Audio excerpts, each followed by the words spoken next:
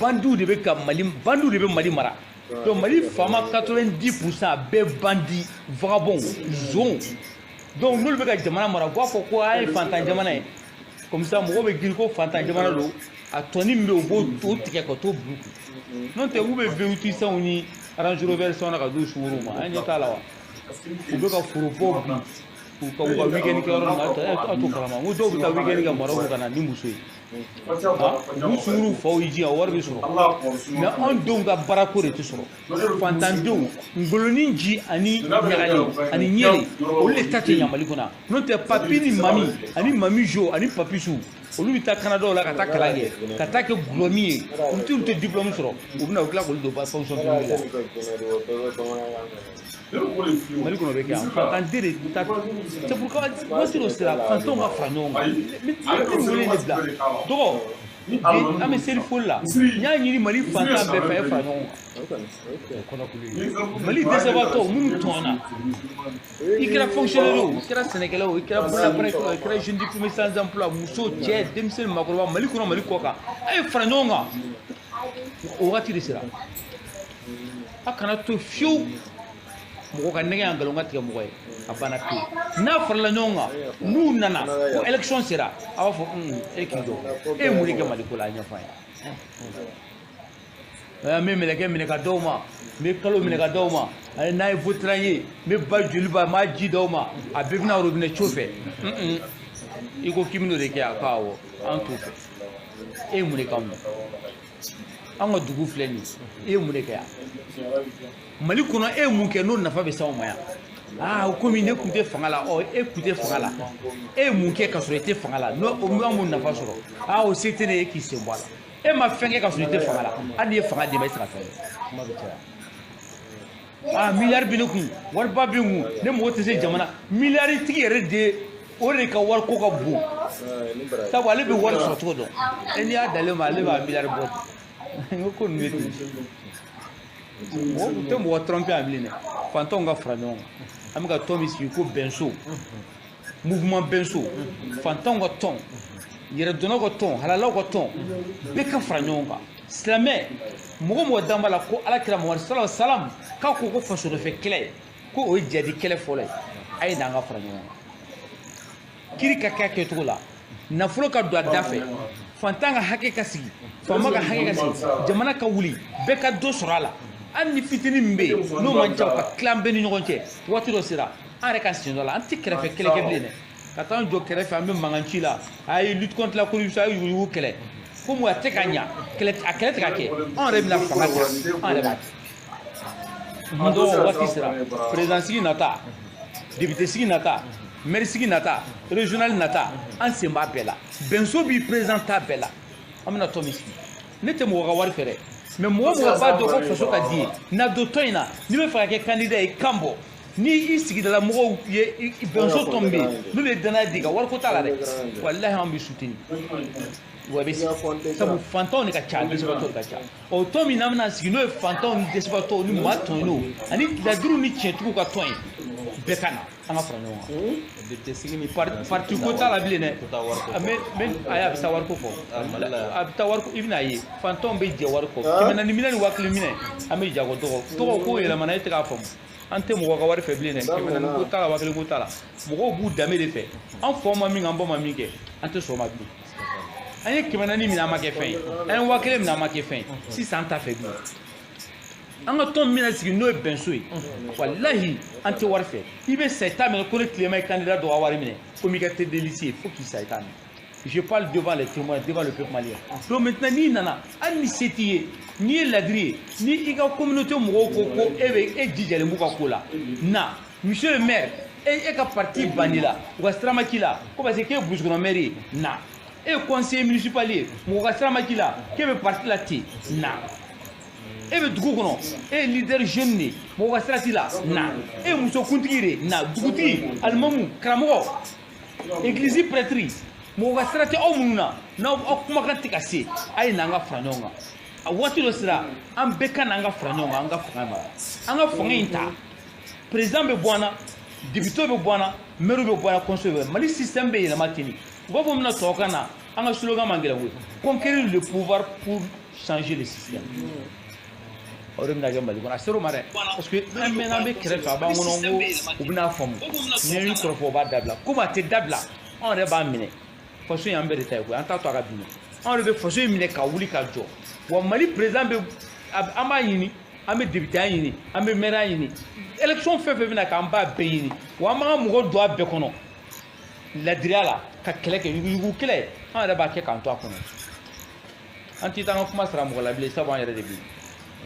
n'i taara Kuluba i b'an yɛrɛ sɔrɔ yen n'i taara assemblée la i b'an yɛrɛ sɔrɔ yen n'i taara mairie la i b'an yɛrɛ sɔrɔ yen wariw tɛ suɲɛ yen an ka mɔgɔ sigilen i tɛ se ka dugukolo ɲagami sabula yanni i ka sigi i b'i bolo da kuranɛ de sanfɛ bɛɛ ɲɛna meeting kɛyɔrɔ la k'i kale kuranɛ la n'i y'a suɲɛ i ya sini ka ne nin kɔ bɛ nagasi damali la bɛɛ b'i kala an ka candidat bɛɛ bɛ kali an ka candidat bɛɛ bɛ kali a ka ɲi dɛ a man ɲi namaratɔ ni galontigɛla ni zugu na n'o tɛ a ka ɲi donc mɔgɔw bɛ danaya da i kan ka voter i ye i kalilen kɔ n'i y'a tiɲɛ a bɛ ni mɔgɔ ni ala cɛ an t'i to yen wa ala yɛrɛ t'i to yen donc an bɛ ka se o niveau de la a bɛ ɲɛ o tɔgɔ a bɛ ɲɛ hali san kun ma se niveau de la wala a bɛ ɲɛ donc n bɛ fɛ ka ni foli kɛ mɔgɔ ye kuma daminɛ na ka maliyɛn bɛɛ fo ala ka san caman yira n na ala ka garijɛgɛw fɔ n na ala ka sankɔrɔta d'an bɛɛ ma ala ka minɛko nɔgɔya ala ka tiɲɛ dɛmɛ wajibikɛla Hayidara k'a bɛ to ka dugawu dɔ kɛ dugawu in ka fisa ni dugawu bɛɛ fo ala ka tiɲɛ dɛmɛ dugawu in ka di ne yɛrɛ kosɛbɛ parce que min bɛ laban o tiɲɛ don ala ka tiɲɛ dɛmɛ. Professeur o diyara an ye ɲininkali filanan ye mun ye dugawu kɔfɛ kuma kelen de bɛ yen an ye ɲininkali la ka tɛmɛ nka hali bi a ko kɛlen don ka maliyɛnw dabaliya ban transition mɔgɔw ye chronogramme bɔ ko élection bɛna kɛ CEDEAO mɔgɔw yɛrɛ nana sigi ka fɔ la u ye mun ɲini Mali fɛ ko maliyɛndenw bɛɛ lajɛlen ka bɛn an k'an bolo da an dusu kan an ka hakili bila dusu ɲɛ élection jɛlen bɛ se ka kɛ parce que transition tɛ jamana si avancer professeur bi CEDEAO mɔgɔw ka nali la ani élection ko kuma e tɛ se ka mun de fɔ malidenw ye ka sababuya kɛ i yɛrɛ ko k'aw mouvement dɔ sigi sen kan mun bɛ n'o ye bɛnso ye n'o bɛna fanga ɲini kɛ o fanga ɲini dun tɛ sa fo élection jɛlen ka kɛ bɛɛ lajɛlen ka kunnawolo de b'o la pour que mun kɛra le 18 août an bɛ kisi o ma e bɛ se ka mun de fɔ. bon an bɛ taabolo min kan n'a ma yɛlɛma élection ça ye 2022 ko carte nina ka di bɛɛ ma ko Mali ɔkɔliko système u ko k'u b'o min yɛlɛma u k'o yɛlɛma u ko sécurisation ka jamana lakana sabati jamana kɔnɔ joona walasa vote ka kɛ yɔrɔ caman parce que bi n'i bɛ vote kɛ fo n'a kɛ Kangaba ni Bamakɔkura ni Keɲeba hali Keɲeba t'a la Bamakɔkura ni Wɔlɔfɔbugu ani Jikɔrɔni kɛrɛfɛ Jikɔrɔni yɔrɔ dɔ yɛrɛ bɛ yen n'i tora ka taa yen nɔ i tɛ se ka élection kɛ bon ani Kati k'an kɔnɔ a banna élection tɛ se ka yɔrɔ si bon ni Jalakɔrɔji sera mais parce que communauté internationale minnu bɛ k'a fɔ international kan ka élection kɛ sa Barikani tɛ se k'o kɛ Barikani de bɛ pan Barikani tɛ k'o kɛ sisan b'a sɔrɔ jihadiste b'an fɛ yan Barikani bɛ se k'an ka sécurité ɲɛnabɔ sisan bɛ jihadiste sɔrɔ an fɛ yan Barikani kɔni tɛ o Barikani u b'a to turu ka privative la Barikani bɛ se ka taa urne bɛɛ da la dugu bɛɛ la c'est pas possible Nations Unies tɛ se k'o kɛ n'u tɛ se k'o kɛ sisan t'an sɔrɔ tɔgɔ mun ko in ka jugu ka taa feere donc n bɛ ka min f'i ye ni Mali ma sécuriser Mali yɛrɛ sariya ko droit fondamental ni bɛɛ tɛ se ka voter u ka an ka fara ɲɔgɔn kan fɔlɔ an ka lakana in sabati an ka fara ɲɔgɔn kan fɔlɔ an ka maliyɛnw ka dahirimɛ ɲɛnabɔ yanni an ka girin Kuluba nɔfɛ an ka girin maliyɛnw nɔfɛ an ka fara ɲɔgɔn kan fɔlɔ fɛnba naani min fɔra o ye la sécurisation du territoire malien. Ça, c'est le programme d'action gouvernementale. Ne m'a fait Mali gouvernement de Afo. Voilà, il a Afo. Axi Wara la Mabanani. En follow pour la sécurisation du territoire malien. À Flana, la réforme du système éducatif pour l'employabilité. À Savana, la lutte contre la corruption pour la bonne gouvernance. À Nana, l'organisation d'une élection transparente et juste. Bon, vous pensez que ça va être bien. À tout bout l'élection là. Parce qu'on va l'union élection, il faudra faire du Bella. Bébé girin sisan élection sera an ka taa élection kɛ wa fu kɔnɔ ko de don ko de nɔfɛ quoi ka mɔgɔw sabati ni ko politicien ma ko élection dɔrɔn ala ko a b'a dabila awɔ hali ala ko a b'a bila voilà waati la a bɛ taa fiyɛ n bɛna min fɔ nin tɛ politique kuma ye dɛ nin kɔni nin ye mɔgɔ ɲɛnama kan de zena n tɛna politique kuma fɔ a ye bon comme élection nata mɔgɔ de la Mali fanga kɛ ka tɛmɛ n'a ma fɛn kɛ maliyɛnw man ka voter filanan mɔgɔ n'a dilan Mali fanga kɛ n'a ma nafa lase jamana bɛɛ ma mɔgɔ kana voter a ye sabanan mɔgɔ ma Mali fanga kɛ n'a ma deli ka don fanga la fiyewu n'a ma fɛn dɔ kɛ jamana kɔnɔ ko min nafa bɛ jamanaden bɛɛ kan mɔgɔ kana voter a ye n'a nana ni wari a b'a fɔ ko taa ni wari anw bɛ mɔgɔ ɲɛnama de kɔ an tɛ waritigi fɔ waati ni mɔgɔ ɲɛnama tɛ kelen bon donc pour que élection ka se ka kɛ carte d'identité ka di bɛɛ ma pour que mɔgɔw yɛrɛ ka se ka voter u sago la diaspora mɔgɔw ni kɔnɔna bɛɛ ka se ka voter o ye filanan ka sécurisation ye walasa voter ka kɛ yɔrɔ caman parce que hali carte d'identité dira bɛɛ ma i voter se ka kɛ yɔrɔ la i carte électorale tɛ se ka taa yɔrɔ la nafa t'a la bon donc nin baara ninnu tɛ ka kɛ yɛrɛ a ma se ka kɛ bon donc n'o sera kɛ élection tɛna kɛ 2022 ce n'est pas possible an bɛ bɔ de min b'a bali an b'o kɛ fo n'an dɛsɛra a bɛ bɔliko in yanni sunolu banni cɛ i y'a fɔ sisan an bɛ fɔ sɛbɛn e dilan ne ka kulonkɛ kuma fɔ CEDEAO ka fédération moi je suis pas dans la CEDEAO moi je suis au Mali moi je suis pas un fils de la CEDEAO moi je suis un fils du Mali mais Mali bɛ CEDEAO Mali bɛ CEDEAO Mali bɛ CEDEAO aw ka jago tan dala dɛ délégation na o ye tiɲɛ ne tɛ CEDEAO di ne ye maliyɛn di maliden dɔw y'a yira ko ni élection ma kɛ ko foyi tɛ fara transition n'a sɔrɔ ko élection ma kɛ foyi tɛ ka taa olu bɛ solution b'u bolo ka élection ɲuman organiser bɛɛ k'a ta sɔrɔ solution b'u bolo ka Mali sécuriser solution b'u bolo ka refonti fɛn bɛɛ kɛ objectif fɔlɔ min bolo ka se k'o kɛ minnu mana ko fɔ élection ka kɛ komi olu le président bɛ ka taa kuruba olu le président bɛ ka taa fanga la marché public minnu olu président bɛ olu siɲɛ ka d'u ma olu président bɛ ka kɛ ministre ni fɛnw de bon ko solution fɔ an ɲɛna la sécurisation du territoire malien ko solution fɔ an ɲɛna ka t'o kɛ fɔlɔ n'u y'o kɛ u kana fɔ ko fɛn tɛ fara tɛti kan bilahi si on arrive à sécuriser 2 tiers du territoire malien bilahi ne yɛrɛ de bɛ bɔ ka fɔ wele kɔnɔ ce n'est pas le cas ce n'est pas le cas bɛɛ b'a dɔn c'est-à-dire que ko dimi tɛ o ɲɛdimi ninnu bɛɛ ɲɛ b'a la terre à terre de don quoi ala an t'a fɔ tubabukan na an k'a fɔ bamanankan na Mali yɔrɔ saba o yɔrɔ saba ni fila sera ka lakana sabati la ko vote bɛ kɛ kɛlɛ tɛ bɔ a la mankan tɛ bɔ a la jadisi ni insécurité foyi tɛ bɔ a la ne b'a fɔ n ko élection ka kɛ 2022 il y a aucun problème an labɛnnen don dɛ hali n'u élection kɛ dimanche nata tilema bɛ bɔ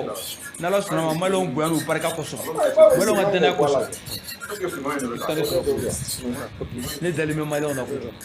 mais n bɛ min f'i ye dɔrɔn o ye élection ne tɛ girin kuluba de nɔfɛ ka maliyɛnw lafili sabula maliyɛnw ka bon ne bolo ka tɛmɛ kuluba kan donc maliyɛnw ka laɲini ye min ye maliyɛnw ka lafiya ye min ye an k'o baara kɛ fɔlɔ min b'a to ko in bɛ kɛ danaya kɔnɔ élection tɛ kɛ 2022 k'an to yan tant que min kan ka kɛ walasa élection ɲuman bɛ kɛ o ka kɛ ne ka taa o nin dɔrɔn de n'o o sariyaw sigira carte ɲɛnako b'o la sécurisation b'o la u bɛ min fɔ la réforme du système éducatif an ka denmisɛnninw ka kalanko ka ɲɛnabɔ nin tɛ ko gɛlɛn ye o mais n'a ma se ka kɛ ani organe unique n'o baara ninnu ma kɛ k'o ban pewu k'o sigi ko bɛɛ sɔnna o ma k'o acté ko élection bɛ se ka kɛ tiɲɛ kan namara t'a la wariko t'a la foyi t'a la on b'a fait l'élection n'o ma se ka kɛ i bɛ ka kun sigida de ko avril 2023 b'o kɔnɔ sisan an président tɛ tɔgɔ an ma presse ko ye tɔgɔ n bɛ min f'i ye ale min filɛ nin ye toi tu es un jeune diplômé sans emploi déguisé da min b'a to e bɛ se k'i yɛrɛ nafa